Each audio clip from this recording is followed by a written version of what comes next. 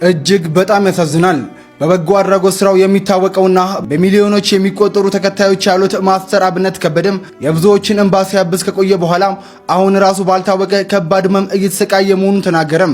ችግረኞችን ለመርዳት ገንዘብ እያሰባሰበ ዝም ብሎ መቀመጥ እንደማይችል የሚናገረው ማስተር አብነት በቅርቡ ብቻ 30 ሚሊዮን ብር በማሰባሰብ 5 ሰዎችን ለሕክምና ወደ ህንድ መላኩንም ገልጿል። ማስተር አብነት ምን ሆኖ ነው? ቅድም ሲጽፍልኝ ነበር ትናንት ነው ምናምን ካንሰር እንዳቀልጂ ቤታ እመቤቴ እናቴ ትሙት በራሷ እግዚአብሔር መድረክ ላይ ወጥቶ ተናግሮ እስቲ ጌታም በይ ቤታ ምስክሬ ነው እና በእንትን ነው አራታ እመቤቴ ነው ያው ኢትዮ ቤት ነው ያዳመጥኩት ክርስቶስን ቪዲዮ ተከፍቶ የልጆቻቸውን ስም ብልጽግና ኮሪደር እንዲሁም ደግሞ መደመር ብለው የሰየሙ ወላጆች እጅግ በጣም መነጋገሪያ ሆነዋል። ነዋሪነታቸው በሆሳዕና የሆኑት እነዚህ ወላጆችም እንግዲህ የልጆቻቸውን ስም ብልጽግና አሸናፊ፣ ኮሪደር አሸናፊ እንዲሁም ደግሞ መደመር አሸናፊ በማለት ሰይመዋቸዋል። ይህ አባትም እንደተናገረው ከሆነ ከዚህ በኋላ መንግስት ቢቀየር እንኳን የልጆቻቸውን ስም እንደማይቀይር ጭምር ተነግሯል።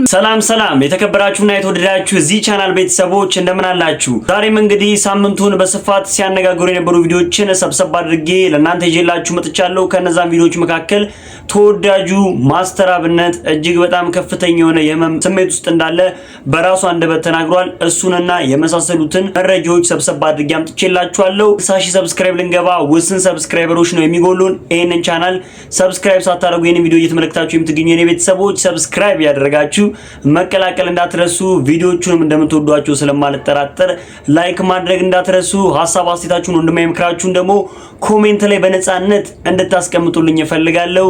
ወደ ቪዲዮ በከተማችን ለመኖር እንዲሁም ለማከራየት እጅግ ምቹ በሆነው በሳር ቤት ቫቲካን ኤምባሲ አጠገብ ባለው ሳይታችን 3.2 ሚሊዮን ብር ቅናሽ የተደረገባቸውን ቤቶች ከ5.7 ሚሊዮን ብር ጀምሮ ከቴምር ፕሮፐርቲስ ባለ 1 መኝታ 81 ካሬ በ5.7 ሚሊዮን ብር እስከ ባለ 3 መኝታ 153 ካሬ በ11 ሚሊዮን ብር እነሆ ብለኖታል። በቅርብ ርቀት አፍሪካ ህብረት ከ30 በላይ ኤምባሲዎች ለልጆች ከ5 በላይ ኢንተርናሽናል ትምህርት ቤቶች ዘመናዊ የሕክምና ተቋማት የህፃናት መጫወቻ ስፍራዎች ሲኖሩት በህንጻችን ላይ 3 ዘመናዊ ጄኔሬተር የኤሌክትሪክ መኪና ቻርጅ ሰፊና የተንጣለለ መኪና ማቆሚያ ለተለያዩ አገልግሎቶች የሚውል አዳራሽ የእርስዎን ደህንነት የሚጠብቅ ዘመናዊ ሲሲቲቪ ካሜራና ጋርቤጅ ሹተር ያሉት ሲሆን በተጨማሪም የሳር ቤቱን ውበት የሚያዩበት ቆንጆ ቴራስ አካቶ የያዘ ነው። በኢትዮጵያ ብር ካለምንም የዋጋ ጭማሪ በረጅም ጊዜ የሚከፍሉበትን የክፍያ አማራጭ አዘጋጅተንልዎታል። ለበለጠ መረጃና ለሳይት ጉብኝት በ0990046592 ይደውሉ። ቴምር ፕሮፐርቲስ የህልሞ ማረፊያ። የመጀመሪያ ቪዲዮአችን የሚሆነው የሶሻል ሚዲያ ህግ አስከባሪ ሆኖ ሰመረ ባሪያው የተናገረው ንግግር በመስማት እንጀምር። ምንም አይነት ነገር አልናገርም እንደነገርኩ ታይቼ የማስበው ስለሷ ነው እና ድንገት ደግሞ በአንድ በኩል ደግሞ ስመረው እንዴ እኔም ፍቅር ሊይዘኝ ነው እንዴ ራሴንም እንዳይዘኝ በጣም ፈራ ነበር። የመጨረሻ ላይም በቃ አብረን እንደምንሆን ነበር ተስፋ ማደርገው ቁጭ ብዬ ሳስብ ምናምን ለሱ ለየት ያለ ስሜት በቃ ማጥፋት የማልችለው አይነት ስሜት ይሰማኛል። አቶ ተካልኝ ይባላል። የትራንስፖርት ዘርፍ ውስጥ ለዓመት አገልግያለሁ። እድሜ ደግሞ 50 ዓመት ነው። በትርፍ ጊዜ ልጆችን አመላለሳለሁ። ሚስት አለኝ፣ የ10 ዓመት ልጅ አለኝ። አሁን ከተፈተረ 10 ዓመት ሆኗል። ስሜ ሚሮን ይባላል። አሁን የ25 ዓመት ሴት ነኝ እና ከተካልኝ ጋር የተገናኘ ነው። ነበረ በዛ ሰዓት ነበር ከተካልኝ ጋር የተዋወቀ። ስታይል ክፍል ተማሪ ነበርኩኝ። ከዛ እድሜ ጀምሮ ነበር ተካልኝ ለኔ ሰርቪስ አገልግሎት የሚሰጠኝ እና ተካልኝ በጣም ጥሩ ሰው ነበረ።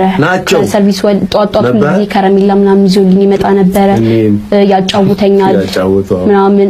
ያው እሷም እንዳለችው ያ ቤተሰቦች ኃላፊነቱና ወደ ትምህርት ቤቷ እንትንስ ወደዛ ነው ድረስ የነበረው ሂደት እንደዛ ነው። ከ10 ዓመት ቢሆን ነው። እኔ ደግሞ ያው በሹፍርና ደረጃ ውስጥ ዋናውን ከመስራቴ ቀጥሎ የሷን ነበረ በሷ አማካኝነትም ነበረ ተማሪዎችን ማድረስ የጀመርኩት። ያው እሷን እንደምትለው ሁኔታውን ሳያት ከሌሎቹ ልጆች ደግሞ የተሻለች ነች። ያው ከሰዎች ከቀጠርን ጀምሮ ኃላፊነቱን ሰጥቶኛል።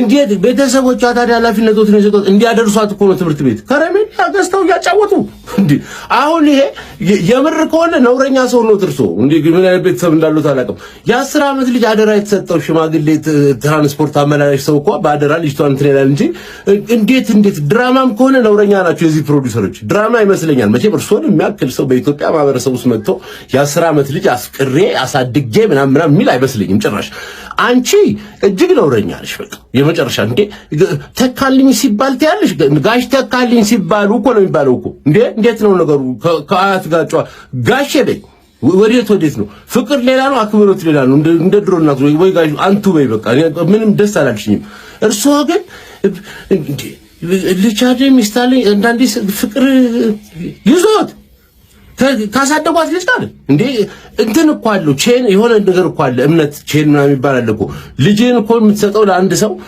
ሀፕን የማያደርጉ ነገሮች አሉ የማይፈጠሩ ነገሮች ትራንስፖርት አድርስልኝ ብለህ ትልቅ ሰው አንጾ ትራንስፖርት አድርሶ መንገድ ላይ እንዳይለቅፏት ጠብቆ ሌሎች ወንዶች ትምህርቷን እንዳሰናክሏት ጠብቆ አሰናካዩ ራስ ተከፍሎ ሽማግሌ በነጭ ሼድ አርገ ራስ አሳድገህ እንትን ምን ይላሉ እንዳው አቶ ተካልኝ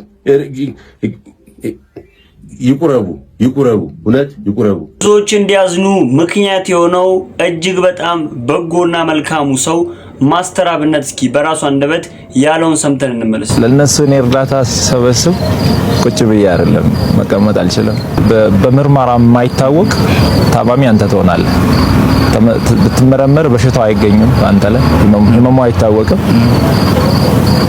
ግን ሳይኮሎጂካሊ ትጎዳለህ አይምሮን እያጣህ ነው የምትመጣው ራስን እያጣህ ትመጣለህ የሆነ ሰዓት ላይ ሳትትልና ራስን ትረሳለህ ከኔ ከጤና ሁኔታ ጋር ተያይዞ ባለው አጠገቤ ላይ ካሉ ሰዎች ምናልባትም የሚወጡ ነገሮች ይሆናሉ ብዬ አስባለሁ በእኔ ምክንያት ግን ማንንም ሰው ማስጨነቅ አልፈልግም አንድ የሚያምነው ነገር አለ እግዚአብሔር ሁሉን እንደሚችል የውስጤን ህመም እሱ እንደሚፈውስ ሰው ፊትን ያያል እግዚአብሔር ልብን ያያል አጥለው ሰውን ስትረዳ የሰዎችን ህመም የሰዎችን ስቃይ ደርሰ መከራቸው አጠገብ ላይ ስትቆም ልክ እንደኔ ሌሎችም እንደዛው ናቸው ፊታቸውን ስታይ ወጥተው ሲገቡ ለሌሎች ሲተርፉ ለነሱ ይበቃቸው ይመስላል በዚህ ሳምንት ውስጥ በአንድ ወር ባልሞላ ጊዜ ውስጥ 5 ሰው በጣም የህክምና ወጪያቸውን ላይቭ ላይ ቁጭ ብለን ከደጋግ ኢትዮጵያውያን ሰብስበን ወደ ህንድ ሀገር ሄደው እየታከሙ ያለው አሉ በቅርቡም የሚሄዱ አሉ በብር ሲተመኑ ብዙ ብር ነው አይደል ከብር ወደ 30 ሚሊዮን ብር አካባቢ ተሰብስበዋል አንድ ሳምንት ያ ግን መቀመጥ አልችልም ለነሱ እኔ እርዳታ ሲሰበስብ ቁጭ ብዬ አይደለም መቀመጥ አልችልም መቀመጥ የማልችልበት ምክንያት አለ እነሱ ደግሞ ተፈውሶ ሲመጡ እኔ በረታለሁ የነሱ ገንዘብ ተሰብስቦ እያለቀሱ የነበሩ እናቶች እያለቀሱ የነበሩ አባቶች ያንገቱን የደፋው ወጣት አንገቱን ቀና ሲያደርግ ያቺ እናቷ በኩላሊት ምክንያት ታማ ስታለቅስ የነበረች እህታችን ሳቋን ሲያይ እኔ ልብ ይበረታል የኔን ህመም እዛ ጋር ረሳለሁ የኔን መታመም ረሳለሁ ግን ደግሞ ሳልፈልግ ሰውነቴ እየቀነሰ መጣ እኔ ህመሜን ለሰው ማሳየት አልፈልግም ሰው እንዲያቀብኝ አልፈልግም አንዳንድ ጊዜ ደግሞ ስጋ ያሳያል ትልቁ ችግር እሱ ነው ጃኬት ድብት ደረብም ይታያል ውስጥ ያሳያልና ጸልዩልኝ እኔ ኢትዮጵያ ህዝብ አንድ የሚማጸነው አንድ ላይ ኢትዮጵያ ህዝብ መናገር የሚፈልገው ከእግዚአብሔር በታች በእናንተ ጸሎት በእናንተ እንባ በእናንተ ምርቃት ነው እስከዚህ ያለውትና አሁንም እግዚአብሔር በዛ መንገድ ያቆመኛል ያስባል አካቹ አትደንግጡ እንድትደነግጡ እንድታዝኑ አልፈልግም ብሎ ማስተር አብነት ደግሞ በድጋሚ ትናንትና ማታ አዲስ ቪዲዮ ለቆ ነበረ። እሱንም ቪዲዮ አይተነው እንመለስ። ሰላም እንደምን ቆያችሁ? መታመሜን ሰምታችሁ በጣም ብዙ ሰዎች እየተጨነቃችሁ ነው። መታመሜን የነገርኳችሁ እንድትጨነቁ ፈልጌ ሳይሆን እንድትጸልዩልኝ ስለሚፈልግ ነው። በርግጥ አዲስ ሚዲያ ኔትወርክ ጋር በነበረን ኢንተርቪው ቆይታ ጋዜጠኛው በድንገት ጠይቀኝ መታመሜን ነገራችኋለሁ። አሁንም ቢሆን ሁላችሁም በየእምነታችሁ እንድትጸልዩልኝ እፈልጋለሁ። ህመሙ የጀመረው አሁን አይደለም፣ ተላምደናል። ዛሬ 1 ዓመት ከ5 ወር አካባቢ የሚሆን ይመስለኛል። ያኔ ጎፋ በመሬት ናዳ ምክንያት ወገኖቻችን በሞቱ ጊዜ ለማገዝ እዛ ነበርኩኝ። እዛ ታመምኩ። ከዛ በኋላ ህመሙ በዛው ነው የቀጠለው። እስካሁን ባለው የህክምና ክትትል እያደረኩ ነው። ቀጣይ ያለው የህክምና ሁኔታ በቅርቡ ከሀገር ውጪ ሄጄ በቂ ህክምና አደርጋለሁ። ህክምና ብቻ ሳይሆን በዚህ ሰዓት ለኔ የሚያስፈልገው ኢትዮጵያ እናቶች፣ ኢትዮጵያ አባቶች፣ ወጣቶች ሁላችሁም በየእምነታችሁ እንድትጸልዩልኝ እፈልጋለሁ። እኔ ወደ ህክምናው እስከሚሄድ ድረስ የታመሙ አልጋ ላይ ያሉ ወገኖችን እያሳከምን እንቆያለን። በመጨረሻም አንድ ማለት የሚፈልገው በዚህ ሰዓት ለኔ የሚያስፈልገኝ አንድ ነገር ብቻ ነው። አሁን ከሚነግራችሁ ነገር ውጪ ለኔ ምንም ነገር አያስፈልገኝም። ሁላችሁም በየእምነታችሁ ጸልዩልኝ። ጸሎትና ጸሎት ብቻ ነው የሚያስፈልገኝ። ከዛ የተረፈው እግዚአብሔር ሁሉን ይችላል። አመሰግናለሁ። ያው ደግሞ ስለ ማስተር አብነት አንድ ወንድማችን ጠቅለል አድርጎ የሰራው ቪዲዮ አለ፣ ተከታትለን እንመለስ። ማስተር አብነት እንደዚህ ሆኖ ሳየው ልቤ ነው የተጎዳው። የበርካታ ህመምተኞችን፣ ረሃብተኞችን፣ ችግረኞችን በተለይ ደግሞ በተለያዩ ቦታዎች በድርቅና በጎርፍ አደጋ የተከሰተባቸው አካባቢዎች በአካል በመገኘት እንባቸውን ያበሰው ማስተር አብነት ዛሬ ግን በጠና ታሞ መቀመጥ እንደማይችል እጅግ በጣም ልቡ በተሰበረበት እጅግ በጣም ልብን በሚነካ ሁኔታ ሲናገር ተሰማው። እጅግ አዘንኩኝ፣ አሳዘነኝ። አንዳንድ ጊዜ ኢትዮጵያ መልካም ሳይበርክትልሽ አላት ይመስላል። ብዙ ሰዎች ብዙ መልካም የሚያደርጉ ሰዎች ሲሰበሩ እናያለን። ማስተር አብነት የብዙ እናቶችን እንባ አብሷል። ብዙ ሰዎች መርቀውታል። ብዙ እናቶች ክፉ አይንካህ ልጄ ብለውታል። ማስተር አብነት ወጣቶችን ረድቷል። እንደ ወጣትነታቸው እግዚአብሔር ይስጥልን ቴንኪው ተብሏል።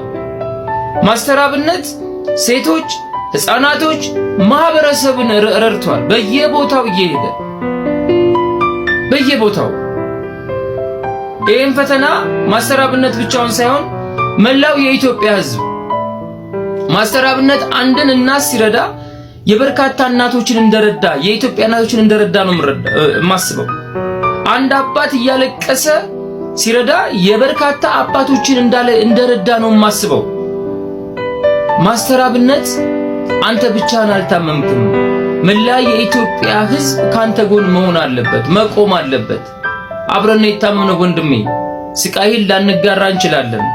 የምር ሳይህ በጣም ልቤን ያዘነው አንተ ሳይ የብዙ ሰዎችን እንባ ስታብስ እንጂ አንተ እንደዚህ ሆነ ልብ ተጎድቶ አይቼ አላቅም። በበርካታ ህመም ላይ ሆነው ብዙ ሰዎች እንደሚረዱ እናውቃለን።